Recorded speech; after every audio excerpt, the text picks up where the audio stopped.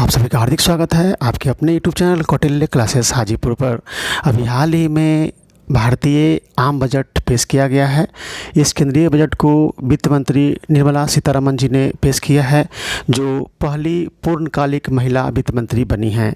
Friends, पहली महिला वित्त मंत्री आप सभी जानते हैं इंदिरा गांधी थी। जब 1971 में मोरारजी देसाई वित्त मंत्री थे और उन्होंने अपने पद से त्यागपत्र दे दिया था, तो उसके बाद श्रीमती इंदिरा गांधी जी प्रधानमंत्री रहते हुए वित्त मंत्री का पद संभाल ली थी। तो इस तरीके से देश की पहली महिला वित्त मंत्री इंदिरा गांधी हैं, जबकि पहली पूर्णकालिक महिला वित्त मंत्री यानी कि कैबिनेट के गठन के समय जब बनाया गया तो वो हैं आपको निर्मला सीतारमण जी। तो इस तरीके से पहली महिला वित्त मंत्री अगर पूछे तो इंदिरा गांधी, और पहली पूर्णकालिक महिला वित्त मंत्री पूछा जाए तो निर्मला सीतारमण जी। निर्मला सीतारमण जी ने एक और बड़ा रिकॉर्ड कायम किया है। इन्होंने इस बार लगातार 7वीं बार बजट पेश कर एक रिकॉर्ड कायम किया है। अब तक लगातार 6 बार बजट पेश करने का जो रिकॉर्ड था वो मोरारजी देसाई के पास था, लेकिन इस बार निर्मला सीतारमण जी लगातार 7वीं बार बजट पेश कर लगातार सबसे अधिक बार बजट पेश करने का रिकॉर्ड कायम किया है। तो किसी भी एग्जामिनेशन में या सामान्य जानकारी के लिए बजट क्या है, बजट के बारे में महत्वपूर्ण प्रश्नों को बार बार पूछा जाता है। तो आज हम चर्चा करेंगे भारत में बजट से संबंधित 30 अति महत्वपूर्ण प्रश्न जो ऑल टाइम इम्पोर्टेंस रखता है, यानी किसी भी समय इन 30 प्रश्नों का महत्व रहता है। कहने का मतलब है कि बजट जो पेश किया गया है उसमें कर की क्या व्यवस्था रखी गई है, कितने पर कर छूट है, ये सब तो हर साल बदलते रहता है, लेकिन बजट से संबंधित कुछ महत्वपूर्ण प्रश्न जो हमेशा पूछे जाते हैं, तो ऐसे 30 ऑल टाइम इम्पोर्टेंस वाला वीडियो हम लेकर आए हैं जो काफ़ी महत्वपूर्ण है फ्रेंड्स। तो चलिए लेट्स स्टार्ट, हम लोग शुरू करते हैं। प्रश्न संख्या 1 देखते हैं। बजट शब्द की उत्पत्ति बूझे शब्द से हुई है, जिसका अर्थ है, ऑप्शन ए है लोहे का छोटा थैला, चमड़े का छोटा थैला, कागज़ का छोटा थैला, प्लास्टिक का छोटा थैला। फ्रेंड्स, इस वीडियो में हम सिर्फ प्रश्न पूछेंगे और इसके बाद इसका आंसर देंगे, फिर इसका डिटेल बताएंगे। तो 3 तरीके से पढ़ना है, आपको अपनी सुविधा के लिए पढ़ना है। कैसे पढ़ना है आप पहले तय कर लीजिए, पहले क्वेश्चन बनाकर देख लीजिए और इसमें से कितने क्वेश्चन बनते हैं वो बनाकर देख लीजिए। बाद में जब आंसर देंगे तो जो प्रश्न बनाएंगे उनमें गलतियां रहेंगी उसको ठीक कर लीजिएगा, और जो नहीं बनेगा उसको देख लीजिएगा। और तीसरे फेज में इससे संबंधित महत्वपूर्ण तथ्यों को हम देंगे, उसको आप कलेक्ट कर लीजिएगा। तो चलिए, हमने देख लिया पहला प्रश्न कि बजट शब्द की उत्पत्ति बूझे शब्द से हुई है, जिसका अर्थ है लोहे का छोटा थैला, चमड़े का छोटा थैला, कागज़ का छोटा थैला, प्लास्टिक का छोटा थैला। दूसरा क्वेश्चन है, भारत में सर्वप्रथम बजट पेश करने का श्रेय किसे जाता है? ऑप्शन ए है James Watt, James Wilson, Charles Wood, Macaulay. तीसरा क्वेश्चन है, भारत में बजट का जनक या प्रणेता माना जाता है? ऑप्शन ए है सर चार्ल्स, बी है जेम्स प्रिंसेप, सी है जेम्स विल्सन, डी है इनमें से कोई नहीं। चौथा प्रश्न है, भारत में सर्वप्रथम 18 फरवरी 1860 को किसके कार्यकाल में भारत का पहला बजट पेश किया गया था? तो फ्रेंड्स, ऑप्शन ए है लॉर्ड डलहौजी, बी है लॉर्ड कैनिंग, सी है लॉर्ड कॉर्नवालिस और डी है लॉर्ड वेलिंगटन। अब देखते हैं 5वां प्रश्न, बजट शब्द की उत्पत्ति कहाँ से हुई है? ऑप्शन ए है 1773 में अमेरिका में, 1773 में ब्रिटेन में, 1846 में स्विट्जरलैंड में, 1906 में रूस में। आज का 6ठा प्रश्न है, भारतीय संविधान में बजट शब्द का उल्लेख नहीं है, लेकिन इसकी जगह पर किन शब्दों का इस्तेमाल किया गया है? तो ऑप्शन ए है वर्ष भर का हिसाब किताब, वार्षिक लेखा जोखा, सी में है वार्षिक वित्तीय विवरण और डी में है वार्षिक वित्तीय योजना। भारतीय संविधान सरकार को किस अनुच्छेद के तहत सार्वजनिक बजट बनाने की अधिकारिता प्रदान करता है? ऑप्शन ए है अनुच्छेद 107, बी है अनुच्छेद 108, सी है अनुच्छेद 112 और डी है अनुच्छेद 123। यानी कहने का मतलब है कि भारतीय संविधान में बजट शब्द का उल्लेख तो नहीं है, तो किस शब्द का उल्लेख है? इसके लिए प्रश्न संख्या 6 है। अब कहा गया है कि भारतीय संविधान सरकार को किस अनुच्छेद के तहत सार्वजनिक बजट बनाने की अधिकारिता प्रदान करता है, यानी कि वही जो शब्द उल्लेख किया गया है वह किस अनुच्छेद में वह शब्द है बजट के जगह पर, यानी बजट का प्रावधान किस अनुच्छेद में है? तो 107, 108, 112, 123। 8 नंबर क्वेश्चन है, भारतीय संविधान के किस अनुच्छेद में कहा गया है कि कानूनी प्रावधान के बिना कोई भी कर नहीं लगाया जा सकता और न ही उसकी उगाही की जा सकती है? भारतीय संविधान साफ साफ कहता है कि कोई भी कर सरकार बिना प्रावधान के नहीं कर सकती है, यानी कानूनी प्रावधान का, यानी संसद से पास करके, और ना ही उसको उसूला जा सकता है। तो यह किस अनुच्छेद में कहा गया है और इसलिए बजट पेश होता है। फ्रेंड्स, आप जब जानते हैं कि हर साल आपने देखा कि द्रौपदी मुर्मू जी ने निर्मला सीतारमण जी को दही खिलाई और उसके बाद वो बजट पेश करने गए। कहने का मतलब राष्ट्रपति इस देश के गार्जियन हैं, राष्ट्रप्रधान हैं, तो वो हर साल देश के जो हिसाब होते हैं आगामी वर्षों के, तो बजट का जो प्रावधान है उसको राष्ट्रपति संसद के समक्ष रखवाते हैं वित्त मंत्री के माध्यम से। तो उसी अनुच्छेद में कहा गया है, वो क्या अनुच्छेद है आप देखिए, कि कानूनी प्रावधान के बिना कोई भी कर नहीं लगाया जा सकता है और न ही उसकी उगाही की जा सकती है। अनुच्छेद 262, अनुच्छेद 265, अनुच्छेद 272, अनुच्छेद 352। फ्रेंड्स, संविधान के किस अनुच्छेद में कहा गया है कि संसदीय अनुमति के बिना कोई भी व्यय नहीं किया जा सकता है? देखिए, उधर है कि भाई आप बिना अनुमति के कोई न कर लगा सकते हैं और न ही उसको वसूली कर सकते हैं। और 9वां नंबर क्वेश्चन में है कि संविधान के किस अनुच्छेद में कहा गया है कि संसदीय अनुमति के बिना कोई भी व्यय नहीं किया जा सकता? ऑप्शन ए है 266, अनुच्छेद 267, सी में अनुच्छेद 356 और डी में अनुच्छेद 358। आज का 10वां प्रश्न है, भारत में वित्तीय वर्ष की अवधि क्या होती है? 1 जनवरी से 31 दिसंबर तक, 1 अप्रैल से 31 मार्च तक, 1 जुलाई से 30 जून तक, 1 अक्टूबर से 30 सितंबर तक। 11 नंबर प्रश्न है, अंतरिम सरकार में वित्त मंत्री कौन थे? जॉन मथाई, लियाकत अली खान, जोगिंद्र नाथ मंडल, आर.के. शनमुखम चेट्टी। फ्रेंड्स, 2 सितंबर 1946 ईस्वी को आज़ादी से पहले ही देश में अंतरिम सरकार का गठन किया गया था। आप सभी जानते होंगे कि कैबिनेट मिशन प्लान के तहत संविधान सभा का गठन हुआ था और उसके लिए चुनाव हुए थे, और उसी में प्रावधान था कि जब तक पूरी तरह से आज़ाद हम नहीं करते हैं देश को, तब एक अंतरिम सरकार का गठन किया जाएगा। और इस अंतरिम सरकार में वित्त मंत्री कौन थे ये बताना है आपको। ऑप्शन देख ही रहे हैं, जॉन मथाई, लियाकत अली खान, जोगिंद्र नाथ मंडल, आर.के. शनमुखम चेट्टी। अब 12 नंबर प्रश्न है, स्वतंत्र भारत के पहले कैबिनेट में वित्त मंत्री थे? ऑप्शन ए है Sardar Baldev Singh, John Mathai, R K. Shanmukham Chetty, N V. Gadgil.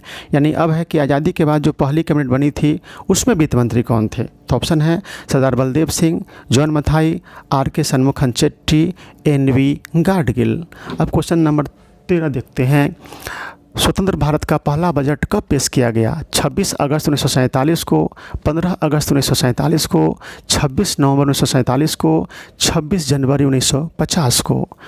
14 number question है, स्वतंत्र भारत का पहला बजट किस वित्त मंत्री द्वारा पेश किया गया? ऑप्शन ए है शनमुखम चेट्टी, बी है जॉन मथाई, सी है राजकुमारी अमृत कौर और डी है बी.वी. मंडल।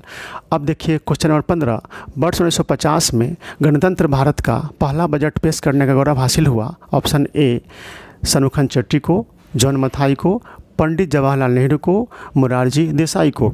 अब देखिए क्वेश्चन नंबर 16, सबसे ज़्यादा बार बजट पेश करने का रिकॉर्ड किस वित्त मंत्री के नाम है? ऑप्शन ए है मोरारजी देसाई, बी है इंदिरा गांधी, सी है पी चिदम्बरम और डी है निर्मला सीतारमण जी।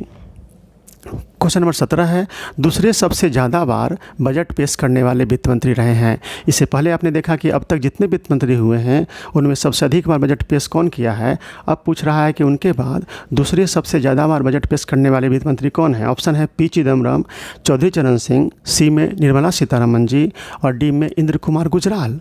18 नंबर क्वेश्चन है, सबसे ज़्यादा बार वित्त मंत्री बनने का रिकॉर्ड किन के पास है? देखिए, सबसे ज़्यादा बार बजट पेश करने का एक अलग क्वेश्चन हुआ। अब पूछ रहा है कि सबसे ज़्यादा बार वित्त मंत्री बनने का रिकॉर्ड, जैसे जब भी सरकार का गठन होता है, कैबिनेट का गठन होता है नए सिरे से, तो उसमें जब मंत्री बनाए जाते हैं तो उसे बोलते हैं कि एक बार मंत्री बनाए गए हैं। और ऐसे तो एक बार मंत्री बन जाते हैं तो वो 5 साल तक काम करते हैं, तो उस हिसाब से वो 5 बजट पेश करेंगे। लेकिन अगर सरकार नहीं बनती है तो कितनी बार कौन वित्त मंत्री बनाए गए हैं उसके आधार पर क्वेश्चन पूछ रहा है कि सबसे ज़्यादा बार वित्त मंत्री बनने का रिकॉर्ड किन के पास है। ऑप्शन देखिए, मोरारजी देसाई, बी में पी चिदम्बरम, सी में मनमोहन सिंह, डी में अरुण जेटली जी। तो आप बताइए कि सबसे ज़्यादा बार वित्त मंत्री बनने का रिकॉर्ड किन के पास है। 19 नंबर प्रश्न है, देश की पहली महिला वित्त मंत्री कौन थी? ऑप्शन ए है इंदिरा गांधी, राजकुमारी अमृत कौर, निर्मला सीतारमण जी, स्मृति ईरानी जी। अब क्वेश्चन नंबर 20 देखिए, देश की पहली पूर्णकालिक महिला वित्त मंत्री का नाम बताइए। निर्मला सीतारमण जी, इंदिरा गांधी, जया जेटली, सुषमा स्वराज जी। फ्रेंड्स, अगर हमारा प्रयास आपको अच्छा लग रहा है तो इस वीडियो को लाइक कर देंगे, और जिन लोगों ने चैनल अब तक सब्सक्राइब नहीं किया है वो प्लीज़ सब्सक्राइब कर दीजिए, क्योंकि हम आपके लिए इतना महत्वपूर्ण तथ्यों से आधारित क्वेश्चन लाते हैं, फिर उसका आंसर बताते हैं, फिर उस टॉपिक को डिटेल से बताएंगे।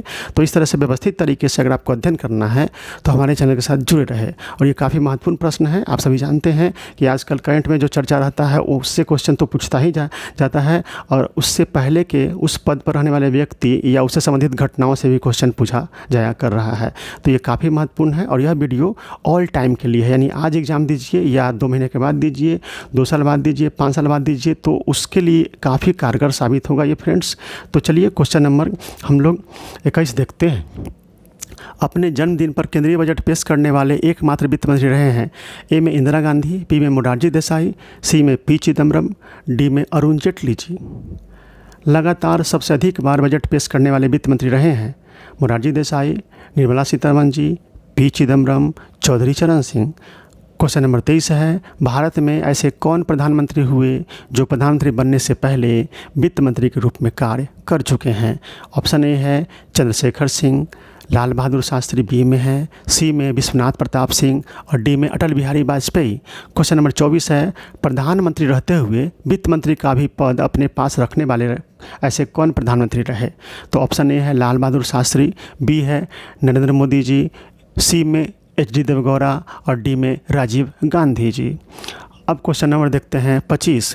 वर्ष 1924 में किस कमेटी के रिपोर्ट पर रेलवे बजट को आम बजट से अलग किया गया। ऑप्शन ए है William Jones committee, sir William Acworth committee, sir William Prince committee, sir Richard Hetley committee. Question number 26 देखिए, किस बजट से पुनः आम बजट के अंतर्गत ही रेल बजट को शामिल कर पेश किया जाने लगा। पहले क्वेश्चन में देखें कि 1924 में आपको आम बजट से रेल बजट को अलग किया गया, तो किस कमेटी की सिफारिश पर यह प्रश्न है। 26 नंबर प्रश्न है, किस बजट से फिर से एक बार आम बजट के अंतर्गत ही रेल बजट को शामिल कर पेश करने की शुरुआत की गई। तो ऑप्शन ए है 2016-17, बी है 2017-18, सी 2019-20, और डी 2021-22। 27 नंबर क्वेश्चन है, किस कमेटी की सिफारिश पर 92 वर्षों के बाद वर्ष 2017 में रेल बजट को केंद्रीय आम बजट में विलय कर पेश करना प्रारंभ किया गया। ऑप्शन ए है उर्जित पटेल, बी में विवेक देवराय, सी में NK सिंह, डी में रघुराम राजन। यानी किस कमेटी की सिफारिश पर पुनः वर्ष 2017 में रेल बजट को केंद्रीय आम बजट में ही विलय कर पेश करना शुरू किया गया। तो ऑप्शन आपने देखा Urjit Patel committee, Vivek Debroy committee, NK Singh committee, Raghuram Rajan committee. अब क्वेश्चन नंबर 28 देखिए, भारत में पहली बार किस केंद्रीय आम बजट को डिजिटल बजट के रूप में पेश किया गया था। पेपरलेस बजट भी इसको कहते हैं। ऑप्शन ए है बजट 2019-20, बजट 2020-21, बजट 2021-22, और डी में है बजट 2024-25। अब देखिए क्वेश्चन नंबर 29, भारत के राज्यों में पहला डिजिटल बजट यानी पेपरलेस बजट पेश किया गया। यानी पहला 28 नंबर क्वेश्चन जो पूछा गया है इससे पहले वो पूछा कि देश में पहला केंद्रीय बजट जो पेपरलेस या डिजिटल हुआ वो पूछा गया है। अब पूछ रहा है कि भारत में जितने राज्य हैं उनमें से कौन सा ऐसा राज्य है जिसने पहली बार पेपरलेस बजट यानी डिजिटल बजट पेश किया था। ऑप्शन ए है उत्तर प्रदेश, बी उत्तराखंड, सी बिहार, डी महाराष्ट्र। अब देखिए आज का लास्ट क्वेश्चन और 30वां क्वेश्चन, 30 नंबर क्वेश्चन है, भारत के वैसे वित्त मंत्री जो आगे चलकर देश के राष्ट्रपति भी बने। Option A doctor Radhakrishnan, B Pranab Mukherjee, C Pratibha Devi Singh Patil, और डी KR नारायणन। तो फ्रेंड्स इस तरीके से बजट पर आधारित ऑल टाइम इम्पोर्टेंस वाला यानी कि इम्पोर्टेंस फॉर एवर, तो इससे संबंधित 30 प्रश्न हमने चर्चा की। इस वीडियो में हमने इन प्रश्नों के उत्तर नहीं दिए हैं। आप अभी तक अगर तैयारी कर रहे हैं किसी प्रतियोगिता परीक्षा की या सामान्य व्यक्ति हैं, सामान्य आदर्श नागरिक हैं, तो आप देखिए बना करके इन प्रश्नों को कि इनमें से कितने प्रश्न के आंसर आप जानते हैं। आप जहाँ कहीं भी पढ़ रहे हैं, सेल्फ स्टडी कर रहे हैं, ऑनलाइन क्लास कर रहे हैं, ऑफलाइन क्लास कर रहे हैं, तो वहाँ पर किस तरह से आपने तैयारी की है। तो आप अपनी तैयारी को इन 30 प्रश्नों को बना करके जांच लीजिए कि इन 30 प्रश्नों में आपके कितने प्रश्न सही हो रहे हैं, और कितने प्रश्न सही होने के बाद आप फिर से स्ट्रेटजी बनाइए कि आखिर तैयारी की क्या रणनीति होनी चाहिए, हम किस तरह से तैयारी कर रहे हैं। इनमें से 30 प्रश्नों से बार बार क्वेश्चन पूछा जाता है, तो आप देखिए बना करके कि इन 30 प्रश्नों में कितने प्रश्न बनते हैं। अगले वीडियो में हम लेकर आएंगे इसके आंसर को और फिर इसके बाद इसका डिटेल भी बताएंगे। 30 जो क्वेश्चन है उसके टॉपिक से डिटेल बनाकर हम उसको लाएंगे, यानी सब्जेक्टिव टाइप का जो होता है ना पढ़ाई, उस तरह से करेंगे। तो फिलहाल इन 30 प्रश्नों को आप बनाकर देख लीजिए। अगले वीडियो का इंतजार करेंगे हम लोग कि इसका आंसर आएगा इसमें। तो फ्रेंड्स, अभी हाल फिलहाल में एग्जामिनेशन, बहुत सारे एग्जाम होने वाले हैं। अभी बिहार सरकार ने जो सुप्रीम कोर्ट में अपील की थी 65% आरक्षण के बारे में, आपने देखा था कि पटना हाई कोर्ट ने सरकार के द्वारा जो आरक्षण बढ़ाई गई थी सीमा, उसको रद्द कर दिया था और बिहार सरकार चली गई थी सुप्रीम कोर्ट। सुप्रीम कोर्ट ने उस पर बोला कि हम पटना हाई कोर्ट के फैसले को पर स्टे नहीं लगा सकते हैं, यानी कहने का मतलब सरकार के बढ़ाए गए आरक्षण को पटना हाई कोर्ट ने जो रद्द किया है उस फैसले पर हम कुछ नहीं कहेंगे। वो फैसला अभी पटना हाई कोर्ट का लागू रहेगा, लेकिन इसकी विस्तृत सुनवाई हम आगे करेंगे। तो फ्रेंड्स, अब जितनी वैकेंसी आएगी फ़िलहाल उसमें आरक्षण सिस्टम बिहार सरकार पुराने पैटर्न पे ही करेगी और वैकेंसी बहुत जल्द आ जाएगी। तो देखिए, बहुत जल्द वैकेंसी आने वाली है। आप सभी के सामने सबसे पहले 70वीं बीपीएससी की वैकेंसी आएगी और इसमें लगभग 1500 से 2000 वैकेंसी आने वाली है। बीपीएससी के इतिहास में सबसे अधिक वैकेंसी आएगी 70वीं बीपीएससी में, क्योंकि 2025 में चुनाव भी है। तो चुनाव के समय बहुत सारे पोस्ट अभी खाली हैं, तो उसको भर्ती होनी ज़रूरी है।